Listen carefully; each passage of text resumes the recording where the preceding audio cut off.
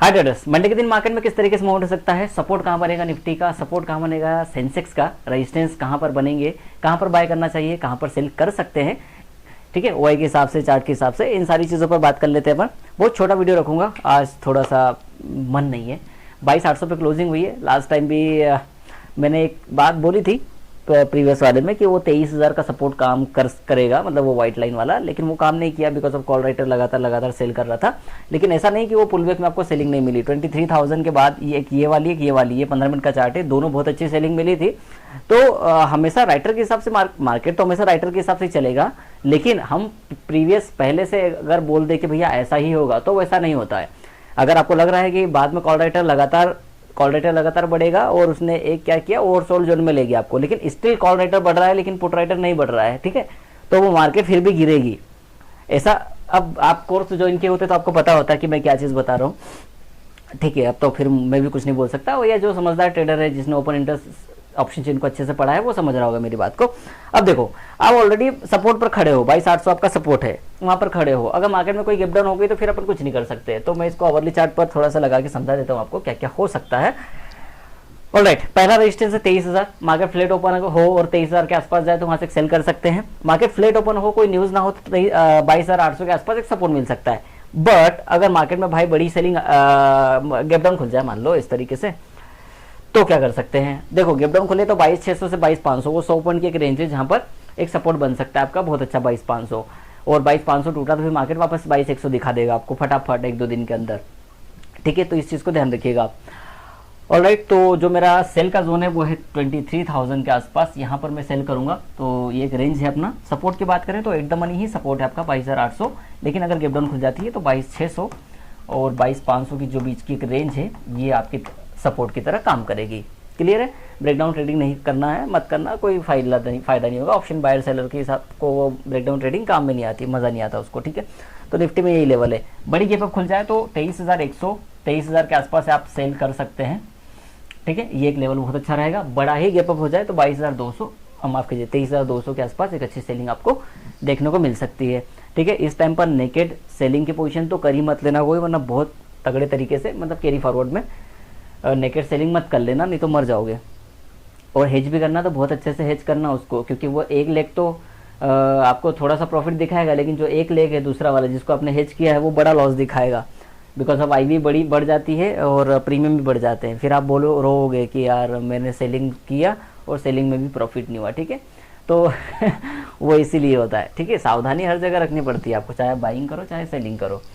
Alright, support की बात करें तो 72,900 73,000 एक अच्छा सा सपोर्ट है आपका। तो सेंसेक्स में अगर गिप डाउन हो आपके पास 72,800 से लेकर 73,000 के आसपास, तो एक अच्छी बाइंग की अपॉर्चुनिटी मिल सकती है। अगर गैप अप हो तो ये वाली लाइन याद रखिए, 74,500 पहला है आपका R1 और 75,000 आपका दूसरा है R2। तो अगर गैप अप खुल जाए तो फिर यही R1 की तरह काम करेगा, ये इस तरीके से काम करेगा। और अगर 72,800 700 के आसपास खुले तो फिर उसको 72,500 के आसपास आने देना। यहाँ पर सेंसेक्स में आपको सपोर्ट मिल सकता है और यहाँ पर अपन बढ़िया तरीके से ट्रेड को प्लान कर सकते हैं। बाकी तो पुल बैक्स में ट्रेड कीजिए, रिवर्सल्स में ट्रेड कीजिए, डायरेक्शनल सेलिंग कर सकते हैं आप, डायरेक्शनल हेजिंग कर सकते हैं। काफ़ी चीज़ें आपके पास मौजूद है।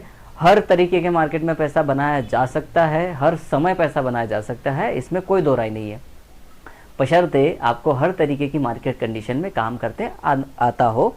ठीक है, तभी आप हर कंडीशन में पैसा बना पाओगे। मार्केट गिर रही है तो भी पैसा बना सकते हैं, मार्केट बढ़ रही है तो भी पैसा बना सकते हैं, मार्केट साइडवेज है तो भी पैसा बना सकते हैं, मार्केट कंटिन्यूअसली गिर रही है तो भी पैसा बना सकते हैं, मार्केट कंटिन्यूअसली अप जा रही है तो भी पैसा बना सकते हैं। ठीक है, हर कंडीशन में कहीं ना कहीं पैसा आ रहा है, कहीं ना कहीं पैसा जा रहा है।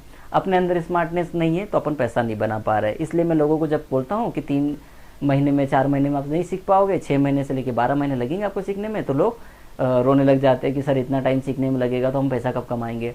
ठीक है, फिर वो लोग जल्दी जल्दी कहीं ना कहीं सीखते हैं। सीखते क्या है, खुद को ही बेवकूफ़ बनाते हैं वो कि हमको आ रहा है। ठीक है, और वो ऐसा काम नहीं करता। हर चीज़ को मल्टीपल टाइम चेकआउट करना पड़ता है। ये मार्केट है, सबका बाप है। ठीक है, यहाँ पर कहीं कैसे कैसे पैसा लगा हुआ है, किन किन लोगों का किस किस स्ट्रेटेजी, किस किस रिसोर्सेज से वो डेटा को आप बोल सकते कंपाइल करते हैं, समझते हैं, एंड देन ट्रेड करते हैं। और आपको लगता है कि आप यहाँ आके धूम मचा दोगे 3 महीने के अंदर, ऐसा नहीं हो सकता, पॉसिबल ही नहीं है, मर जाओगे, बर्बाद हो जाओगे, घर बिक जाएगा। ठीक है, लोगों के बिके हैं तो आपको बता रहा हूँ कि बिक जाएगा। ठीक है, और इस पर मैं शायद साइन भी कर दूंगा कि बिक जाएगा पक्का।